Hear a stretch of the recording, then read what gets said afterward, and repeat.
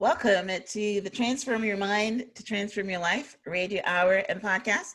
I'm your host, Life Coach Marina Young, and sitting in the guest chair today is Hilary Hendershott. Hilary is a wealth coach, and we are going to be talking today on the topic, how to remove money blocks and have the income and wealth you deserve. So I know that most of you watching and listening, this is something that you should be acutely aware of and want to know of to be sure that you don't have any of the money blocks that we're going to be talking about, and so you can understand how to build your wealth. So welcome, Hilary. Thank you so much for having me, Myrna. I'm so excited. Yes, I'm excited to have you too. This is a topic that I don't get to talk about much on the show, so I'm going to be learning as much as the audience today Okay, on good. on money blocks. So, all right, excellent. So, welcome. All right, so let me give you guys a little bit more information on Hilary. Hilary Hendershott, MBA, CFP, is a mother, financial powerhouse, and everyday superhero. Woo! With more than 21 years of experience helping women and couples preserve and grow their wealth while eliminating financial stress once and for all. Hilary will teach us today the link between a healthy relationship with money and a healthy lifestyle. Hilary's powerful 7 Steps to Wealth framework gives her clients actionable steps to create wealth and clear money blocks. Awesome. Yes, I am very interested in this topic.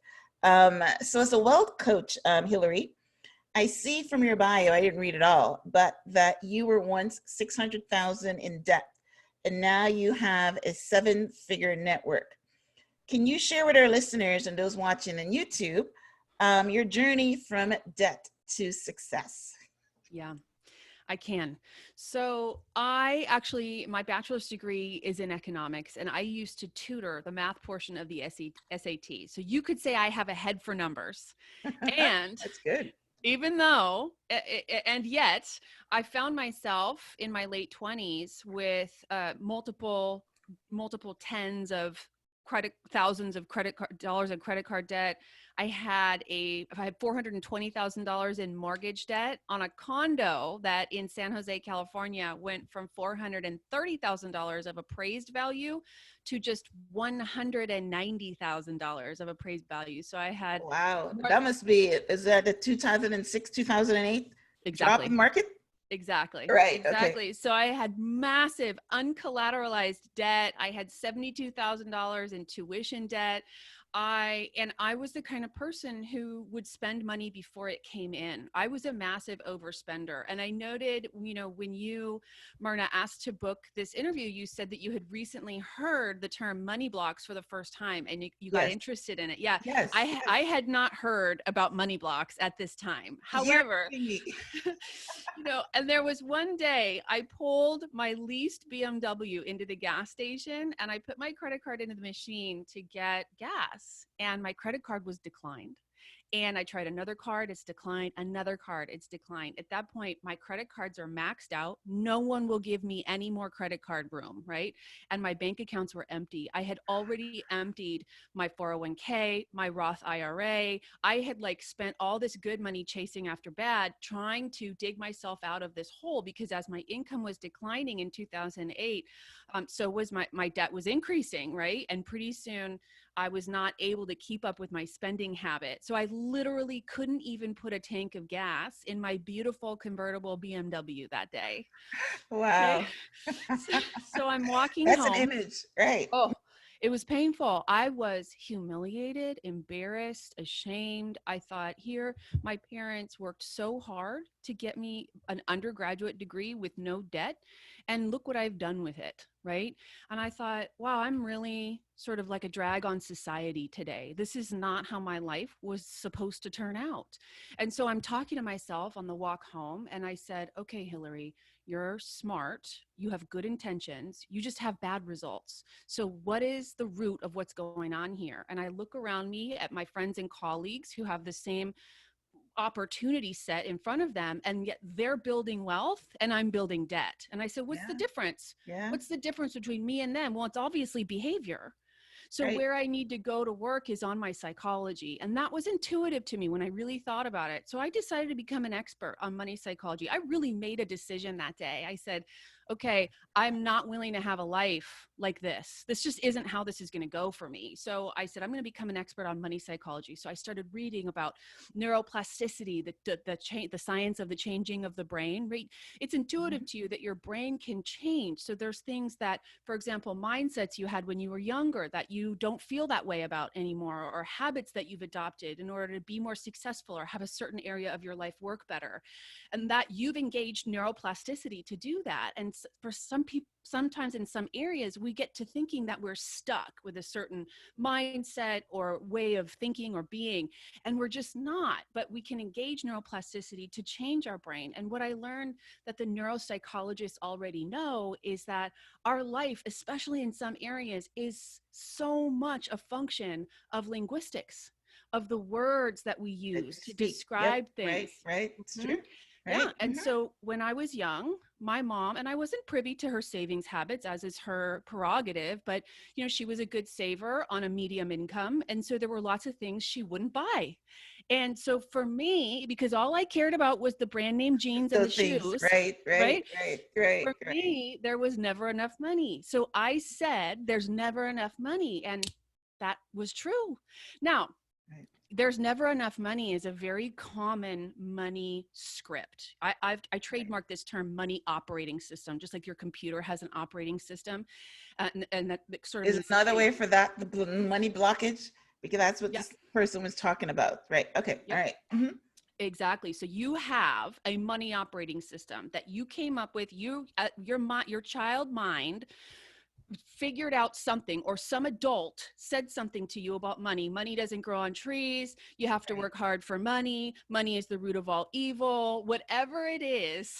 Right. And your individual listeners, it'll be different because not everyone has the same money operating system. And then you go around in the world and you prove that money operating system true. So for me, I was working in Silicon Valley in the year, as a high-tech recruiter. I was in financial planning. I was in real estate. So I was making money. I actually had 6 figures of income. So how you manifest, there's never enough money when you have 6 figures of income, is you spend 6.5. So I had, there was one year, I think I measured it. I had $120,000 in income and I spent 150. And that's the way it's going to be. And I attended this talk at a financial planner conference, this woman who is now a personal friend of mine.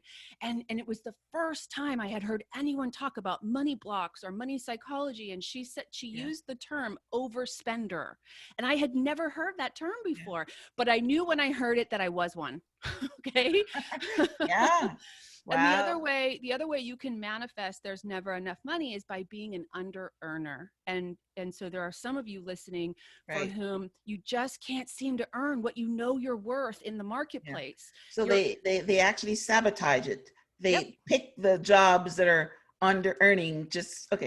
They under promote themselves. They don't ask for raises. They get contract gigs and spend 6 months unemployed, whatever that is for you. And it seems like a pattern you can't seem to get out of. And now hopefully you're starting to have some insights like, oh, okay, I'm actually being guided by this money script that I don't want to be true, yet my psychology continues to manifest it time and again. So make a long story short, I put what I learned into practice. I paid off all the debt. I got really honest and transparent about where I was financially. I actually lived in my mother's guest room. Thank God for mothers. For a while to make it happen. I lost that condo, but I paid off the debt, and I started really putting my money where my mouth was in terms of building my business. I now run a registered investment advisory firm. We are all women owned and operated. My business earns it's something I'm very proud of. Thank you. My business earns about $1 million a year. My husband and I just share the numbers, right? Because I want to normalize people talking about money. My Right. husband and I have a house in Silicon Valley that's worth $2 million. And then if you put Wow. together all of our other investments, we're definitely what you would call financially independent. So we're not making Beautiful. decisions anymore because of money, right? It's something that we have money work for us, but it's a Right. skill set that I didn't always have. And so I have found my purpose on the planet is to coach people, especially entrepreneurs, because people who run businesses, you know, the sky's the limit for you, Right. to remove these money blocks wherever they may be. So that's the long and the short of it. Well, that's an incredible story, and it's a story that I think that in order for you to make an impact in the world, in any endeavor, you have to go through some kind of pain. And your pain was, you just mentioned, going to the gas station and not being able to put gas in your car. If you know, Lisa Nichols is coming to my head right now. She's a speaker that talks about her story about how, you know, she had a son and she couldn't put Pampers on him. You know, everybody comes to a pain threshold where they make a change. They either go down that fork in the road where they lay down and die, or they do something about it. So you did something about it.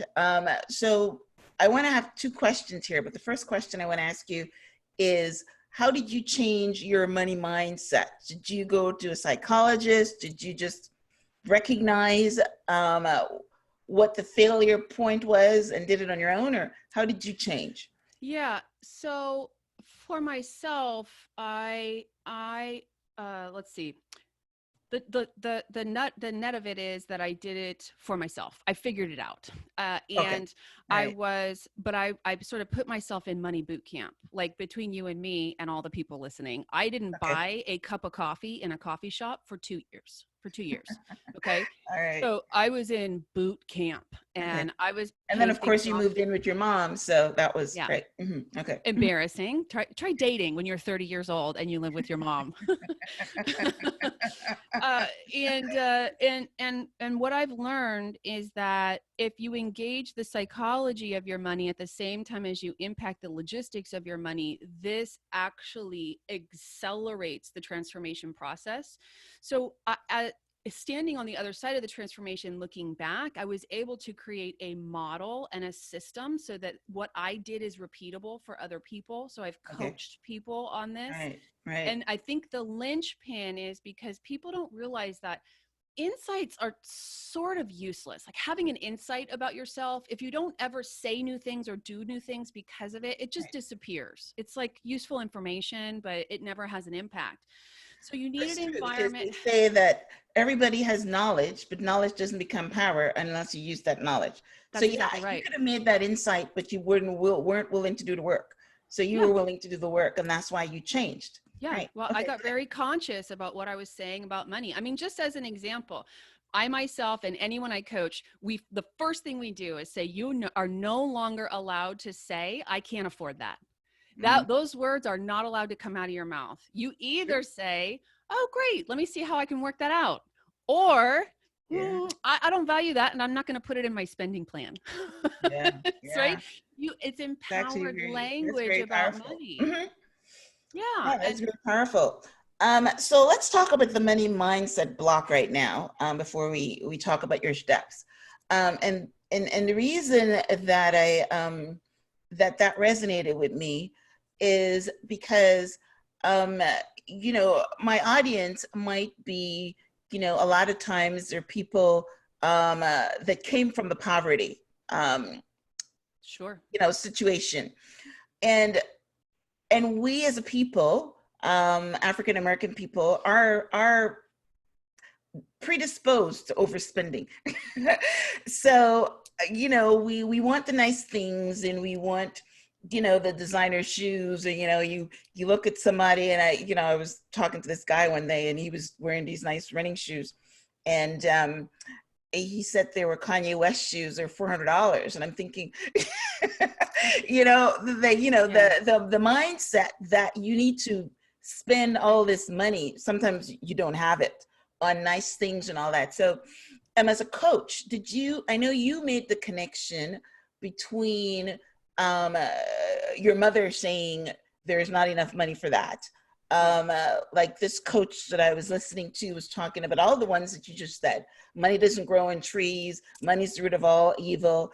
And somehow that gets cemented in our minds to create a blockage. So can we expand on that a little bit? What exactly is a money mindset block, and how does that show itself for somebody that's looking at their spouse and saying maybe they have a money mindset block? How do we recognize it? Right? Sure, sure. So first of all, take the idea of the money operating system, and the MOS is the lead duck. So for me, it was there's never enough money. And so all my money blocks are going to be a function of or harmonize with that particular lead money block. Okay. So for example, let me just say, and each individual is different, right? I don't mean to answer questions for someone who isn't even here, but let's take the example of the person who spent $400 on Kanye West shoes and maybe can't pay rent, right? Right. So there's an imbalance there. And if you ask that person on the surface, oh, well, he might say, I need to have these to be socially accepted. I need to have these so that people think I'm wealthy. I need to have these so that people think I'm powerful. And then you sort of ask the question, okay, well, you have them. So do people think that about you? Have you achieved this goal? Is that desire fulfilled for you? And if you really look, it's probably not, because he needs another pair of shoes and another bag and another brand name. It's an unfillable hole, right?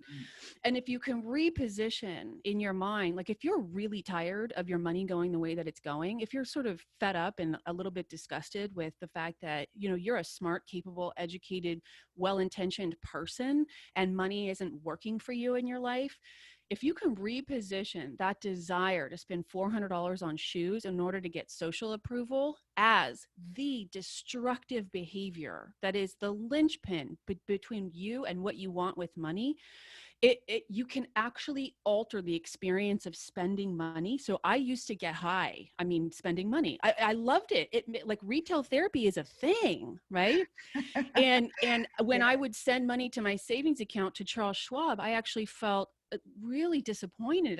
My mind would measure all the things I couldn't do and things I couldn't buy because I had sent $1,000 to my retirement savings, right? That was how it used to be for me. Now it's the complete opposite. Now I get excited about spending money. I'm like, oh, wow, there's $10,000 coming in. Great. How much can I send to Chuck Schwab? Right? Because that money is my safety. That's my freedom. And so it's the process of shifting the positioning of that spending. And yeah, like, you know, in the beginning, I mean, I didn't buy money clothes for a couple years, but I mean, I can now, but I've earned that right. Right. So there's well, you're no longer an addict. So even if you buy it, it's because, you know, you don't have to, you just want to, kind of thing. Yes. Yeah. Right. Yeah. Right. It's like, oh, well, I can buy that, or I can send it to Chuck Schwab.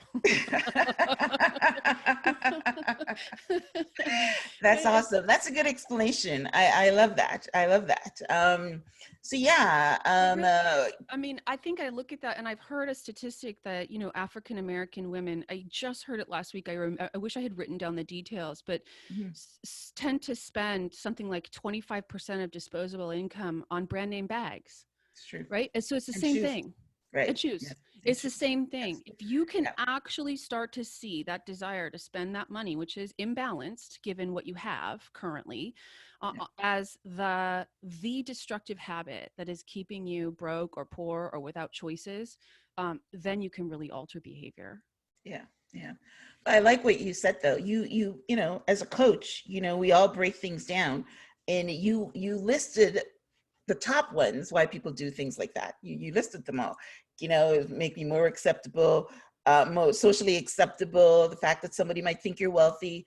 I mean, there's a time I heard the word profiling where, you know, people would buy these, you know, these clothes and shoes and cars and whatever, because they were profiling. That was a word that was used.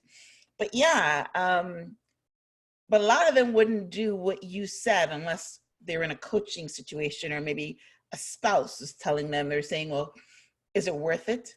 Is being broke worth being, you know, a socially acceptable thing? So you took yours into consideration. Know that you are better than that because you had an education. You started off by saying that you have a degree in economics, so you know better, right? I should have. This is not an arithmetic problem. Right, you know better. So that's great. So this is probably a perfect segue for us to talk about, you have 7 steps to wealth. So is that how you coach someone that maybe have an overspending problem, or they have a money mindset block problem, or their money operating system is not working properly? Is that the steps that you start on to have them recognize the problem and fix it?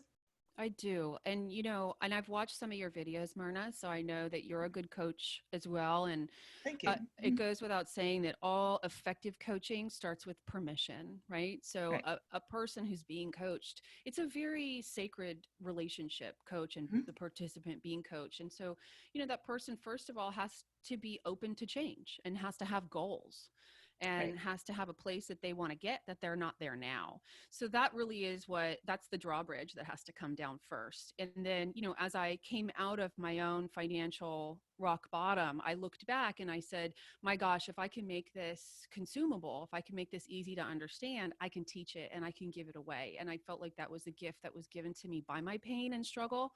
Yeah. And so it's a very simple framework. And of course, the framework won't make any difference if you don't take action on it. But let's go over it high level. Does that sound good? Right. Sure. The first step is to decide. Really, you have to make that decision that you're ready for change, because in the beginning, there's no denying that you're giving up the Kanye shoes and the brand name bags and there are creature comforts. A lot of people who make financial transformation find that they have to move. They actually need a lower cost place to live. They need to give up the beautiful leased car so they can pay cash for a car so they don't have monthly payments. Almost invariably, you are lowering your standard of living in the beginning, and that takes courage. It takes willingness to sacrifice. So after you've made a decision, then we catalog your vocabulary about money. This is really important. So unfortunately, we live in a society where money is a private subject. That's our culture about it. And I'm sort of up for just turning that culture on its ear. That's why I share with you some of my numbers, because I just want to normalize that. And I think we should talk about it. After all, we talk Yeah. about everything else, right? True. I heard them say that we talk about everything else, but no one ever wants to talk about money. Yeah. Yeah. So I'm glad that you. Yeah. Yeah. Yeah. Right.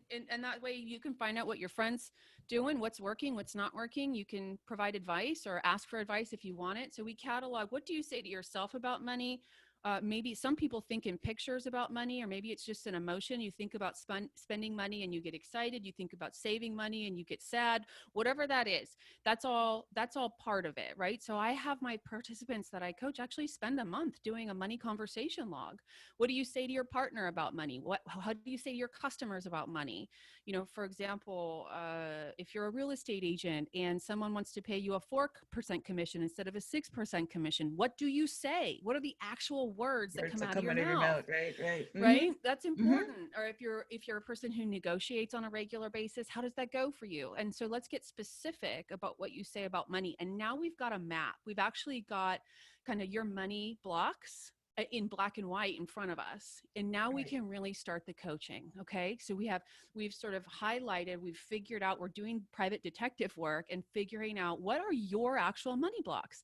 I'll give you an example. Someone I coached found that counterintuitively, she felt rich when checks would get mailed to her. So she would put the checks on her desk and not send them to the bank. Okay. Oh, wow. Isn't that strange? And she had Wow. never I seen can't it even before. identify that block. That is like a serious money scarcity thing. Like, hello, Yeah. someone sent you a check and you didn't send it to the bank, right? Yeah. Did she not know it's only paper unless you get the money?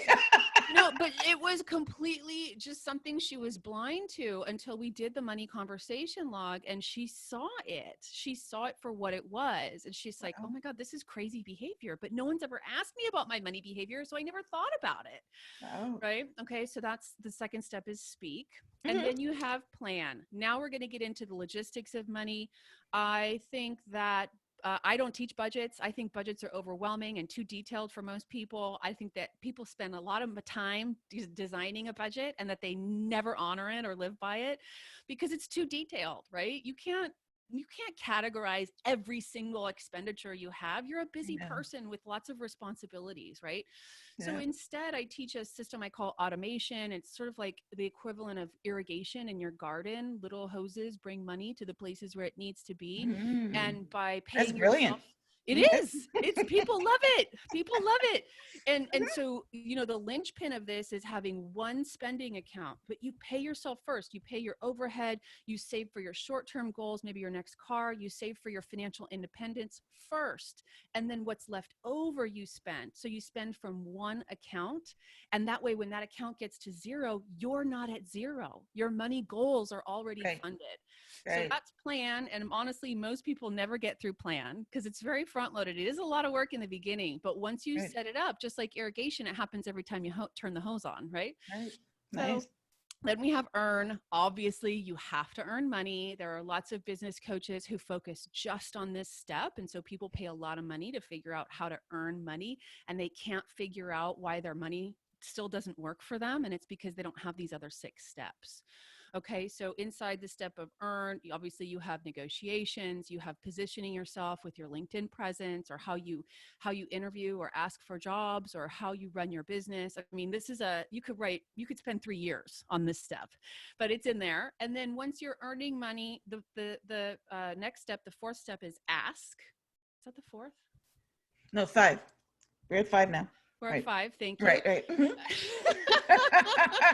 It's ask, and ask is big. So ask is a mindset. Ask is something I ask the people I coach to instill in their lives forever. You want your financial life to be getting bigger and bigger and bigger every month and every year. And that means Who are they asking? yeah. You can ask for a million things. You can ask your credit cards for a lower interest rate. You can Oh, ask okay. your insurance for a lower premium. You Okay. can ask your memberships for a discount. You can ask for, one of the things I have my people do is just go ask for a discount at Starbucks. Just go ask. The point is not whether you get the discount or not. It's being someone who asks. And we Ask have a for what you culture want. about not Right. haggling. And, Mhm. so I don't know that haggling is going to transform your financial life, but you want to be someone who has the courage to do it if it's the Yeah. appropriate time to do that. You Yeah. can ask in your business for a business partner. You can ask for someone to come work for you. If you're running a business, you're the VP of sales until you hire a VP of sales, right? So you want someone in charge of business development. You And always that's always a very uncomfortable thing. I mean, a lot of people can't ask. They can't ask. So that's probably a tough one, don't you find? so we do a challenge inside my coaching program called Get 100 No's. So you win the game by getting 100 no's. And my assertion is I will change your life You're before building you get to strength. 100. Building Yeah. strength. Yep. Yeah. Yeah. Yeah. Yeah. Yeah. Yeah. So it's about making powerful requests. Yeah. Okay. And then obviously I'll tell you which this would be good for salespeople that fear rejection. So once you get past the no thing, then you keep asking, and they will definitely succeed. Yep. Yeah. Yeah, Yep. Yep. exactly. Exactly. And there's, you can see, you probably knew several kids in your childhood who they were the ones who not only had a paper delivery route, but they employed a bunch of kids who have paper delivery routes underneath them. Those are Yeah. entrepreneurs in the 'Cause they're making, bold. Yes. right? They're Yes. bold. Yep. That they Yep. have the Yep. natural skill, but you can Yep. develop that skill too. Yeah. Mhm. Okay. And then there's invest. So, Invest. if you have your money sitting on the sidelines in cash, or if you're afraid of the markets, unfortunately, you are giving up compound returns. And Yeah. that's exponential growth. You've got to be investing for your future. There are evidence-based ways to do that, very low cost, very, very smart ways to invest if you just take the time to learn about it. I do teach about that. And then obviously protect.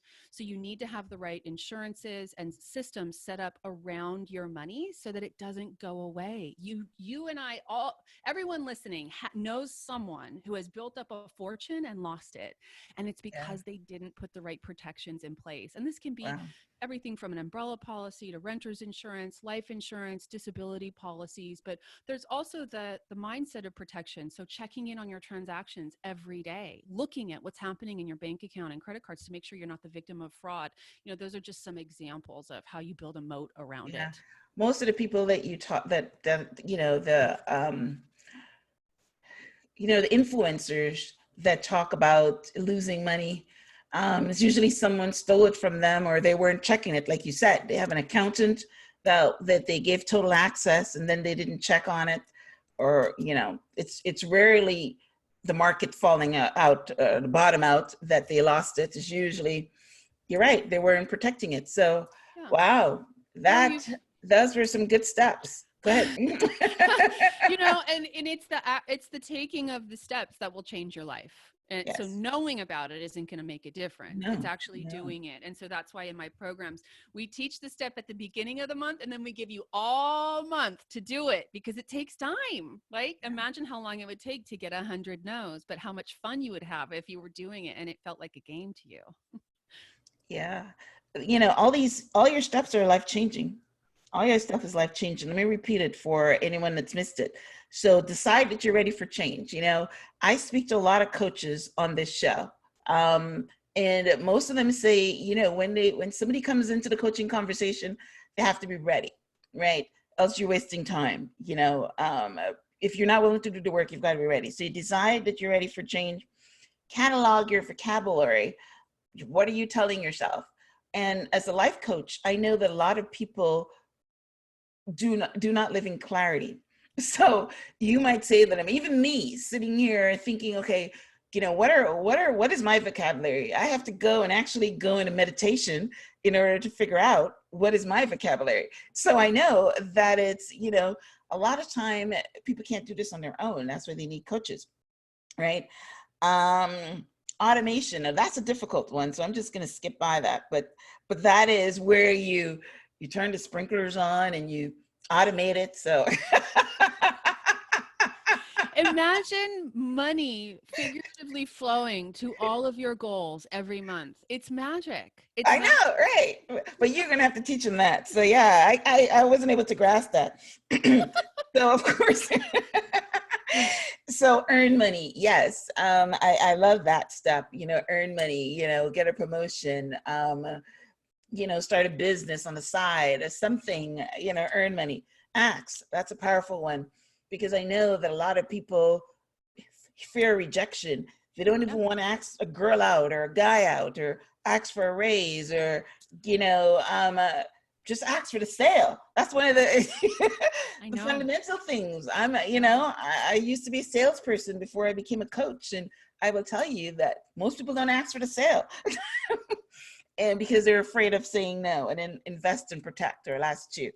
So those are great. So let's transition into the entrepreneurs. You mentioned in the beginning that you love working with entrepreneurs because there's no limit to what an entrepreneur can earn.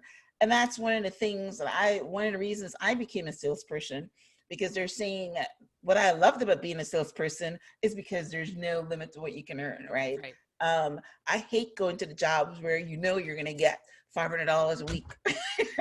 And there's no, I've always been in the industry where the possibilities, that excites me.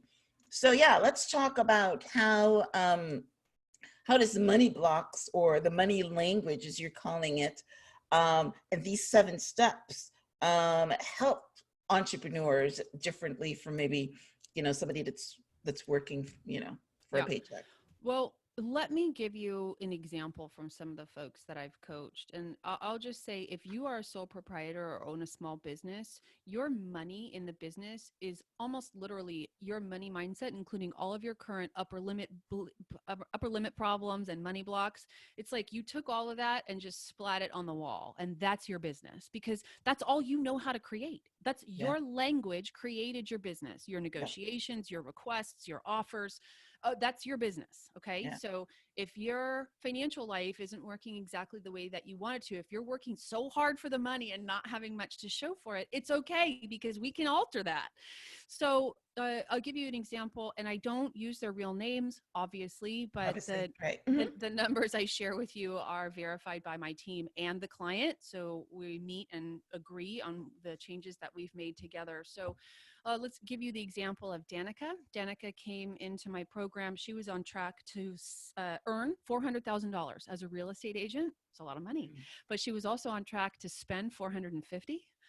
So she had IRS debt, she had credit card debt, she had a leased vehicle, she had high rent, and she was paying for her kids to go to UCLA out of cash flow. So what Danica saw and what we saw together is that she had extremely disempowered language and context for herself in the world about money. She was living as the victim of a divorce that had happened 15 years prior. So she make a long story short, she and her husband discovered or found that they were sort of uh, in the financial world with no shorts on. So they had a lot of money coming in, but too much going out, no savings. And when the income dried up in the financial crisis, they found themselves just overwhelmed with debt and obligation. So she was very resentful about this.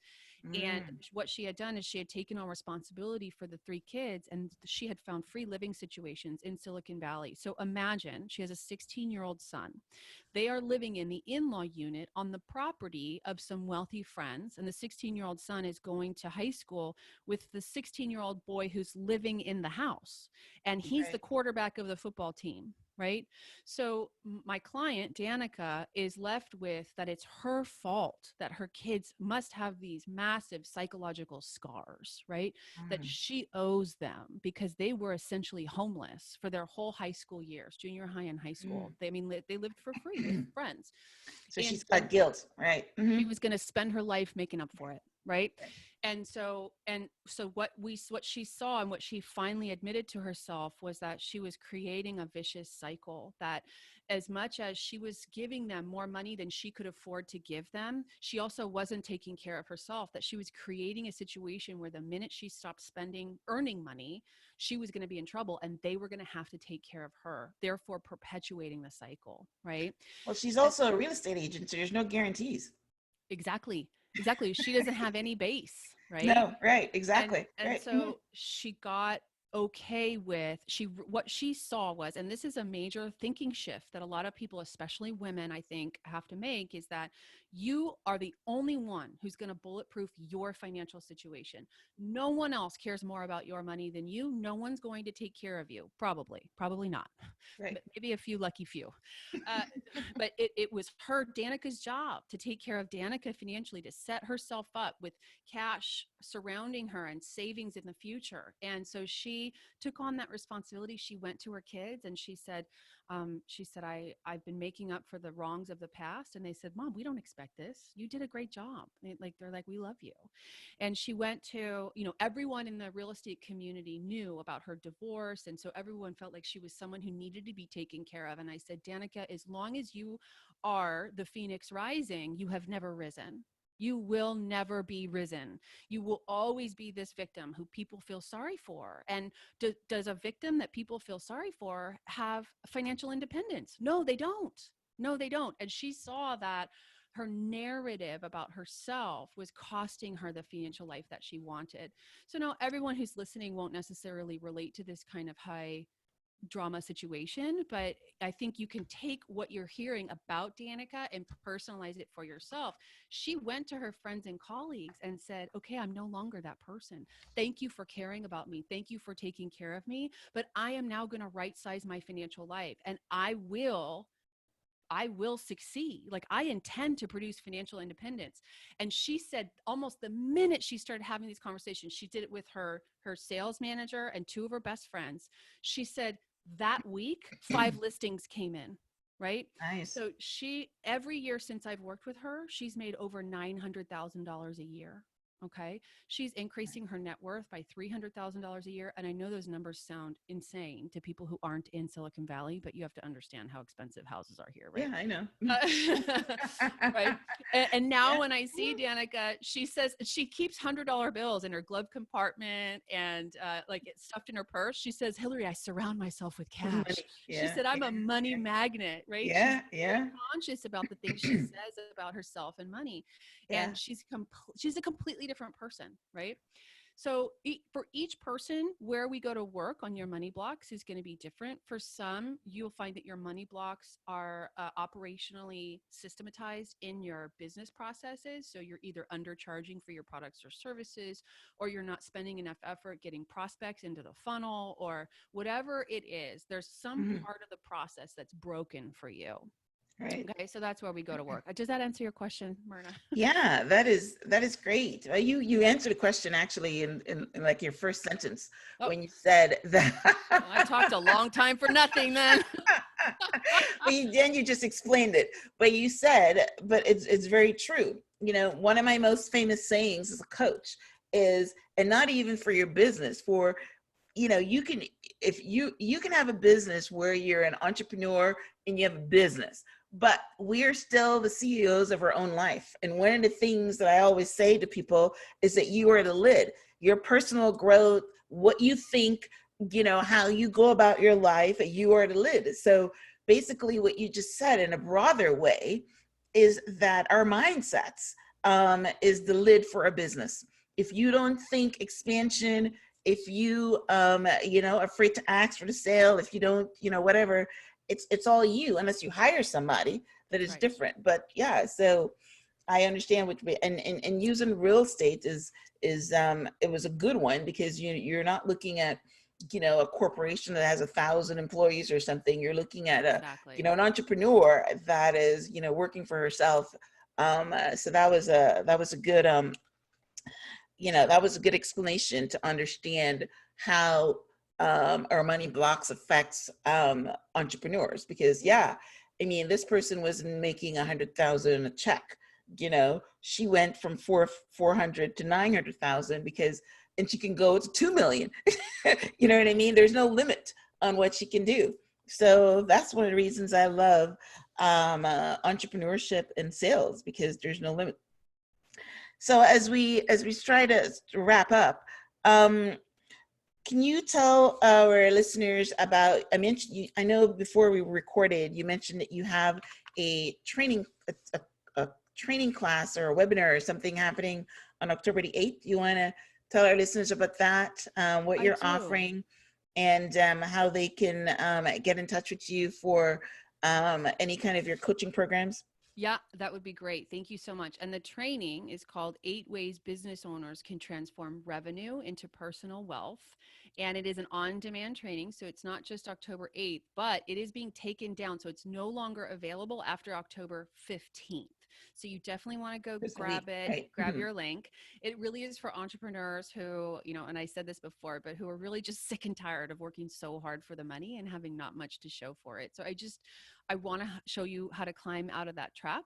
And in this training, and it's totally free, I'll share how you can stop making the 3 most common money mistakes, including the ones that led you to have financial uncertainty during the coronavirus pandemic. So this is current, okay? So we're going to Yeah, talk about yeah. the things that have business owners be buoyed in economic downturns. So, really let's have this be the last economic event that takes you out financially. I'll also show you the 3 habits of successful business owners. So I've literally coached hundreds of business owners, and I know the difference between habits that work and habits that don't. So I'm giving that away for free. And then on the training together, I'm going to invite you to make the one commitment that you need to make now to transform your financial life forever. So you can grab your copy of that training by going to hilaryhendershott.com/Myrna, Right. MYRNA. Oh, Yeah, well, I'll right. customize Nice. it for you. And Hilary Hendershott, my first name has 1 L and my last name has 2 T's, /Myrna, and register to have the video training delivered right to your inbox. And then don't hesitate to watch it because it will disappear.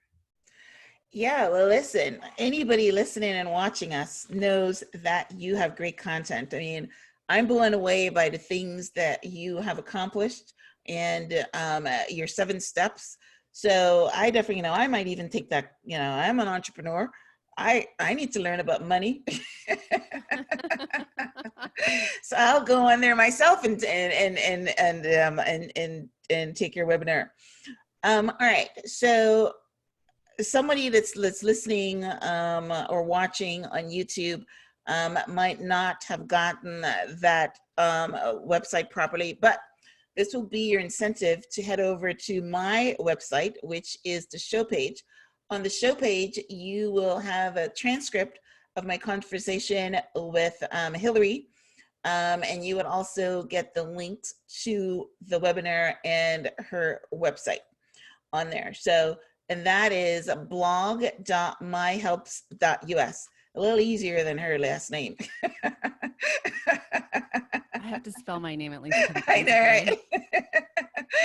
So they can also do that. So we just want to, as we wind down in the show, I just want to thank you guys all for tuning in to the Transform Your Mind to Transform Your Life Radio Hour. I love doing this show. I love talking to guests like Hilary that not only I learn from them, but I know that you also can learn from them. So I learned a ton of things from Hilary today, mostly the things that I don't know about how to handle my money. So I definitely will be learning from her. I will definitely go on to her webinar and also see what I can learn. I'm in constant and never-ending improvement. That's a term that I learned, as all entrepreneurs should be. 20 years ago, and I am learning something every single day. So I am a learner. I actually love learning. So yeah, one of the things I don't know about a lot of is money. So this is one way for me to, add some notches to my belt here. So thank you guys all for listening. Want to encourage you, please, to subscribe to the Transform Your Mind YouTube podcast channel. Definitely trying to grow our audience there. If you're listening to this right now on iTunes, would appreciate a subscription as well as a rating and a review, so that allows us to get the show out to more listeners to share this great content.